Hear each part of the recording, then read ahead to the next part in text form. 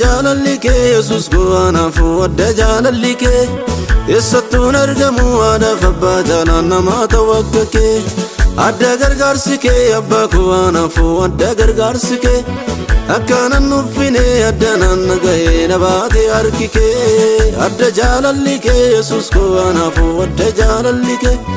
eessattuun argamu adaaf abbaa jaalaan namaa ta'u akka kee adda gargaarsi kee abbaa go'anaafuu adda gargaarsi kee akkaanan nuffine adda naanna ga'ee na baate harki kee maqaa kee waanjoon irraa kufee karaa kee dukkanni koo olmaa kee baadheen hin callisu okkubaan sifatoo yaa Yesuus maqaa kee waanjoon irraa kufee karaa kee dukkanni koo olmaa kee baadheen hin callisu okkubaan sifatoo yaa Yesuus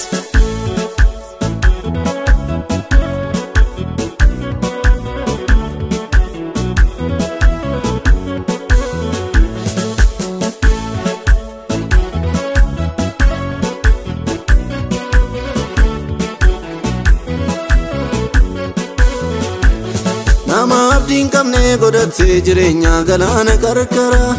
yoomuu fayyeen kawachiin hafaa malee immoo akka yaada namaa qajeelummaan ta'ee si eeginni garuu yoo ta'es kobeessa baay'ee durraa goreessi duwwaatu dhagee gargaaruuf garasa qajeelummaan ta'ee si eeginni garuu yoo ta'es kobeessa baay'ee durraa goreessi duwwaatu dhagee gargaaruuf garasa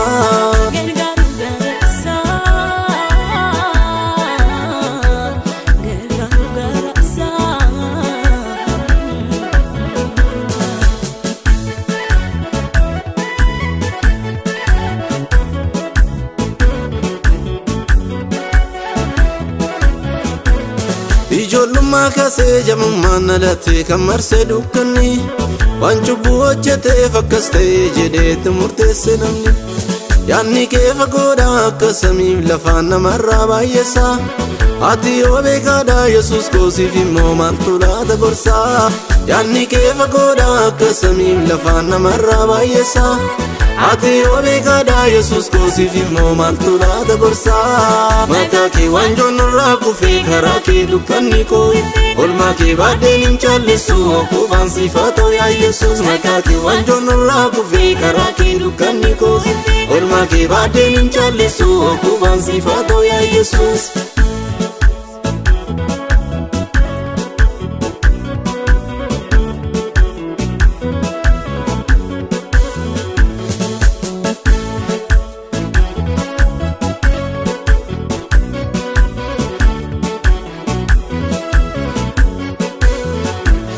yaaliin taasifame baay'ee dhakkaan du'uuf fedha keen jiraadde akka yaada diinaan badeeraa silaatii gonkuuma raawwadde sababnas ga'uu koosi malee waaqa koo wanta biraa miti badiisa oolchitee lubbuun koo olmaa keef kunoo dhugaa baati sababnas ga'uu koosi malee waaqa koo wanta biraa miti badiisa oolchitee lubbuun koo olmaa keef kunoo dhugaa baati maqaa kee waanjoon irraa kufee karaa kee dukkanni koo olmaa kee baadheen hin callisu okkubaan sifatoo yaa Yesuus maqaa kee waanjoon irraa kufee karaa kee dukkanni koo olmaa kee baadheen hin callisu okkubaan sifatoo yaa Yesuus maqaa kee waanjoon irraa kufee karaa kee dukkanni koo olmaa kee baadheen hin callisu okkubaan sifatoo yaa Yesuus maqaa kee waanjoon irraa kufee karaa kee dukkanni koo olmaa kee baadheen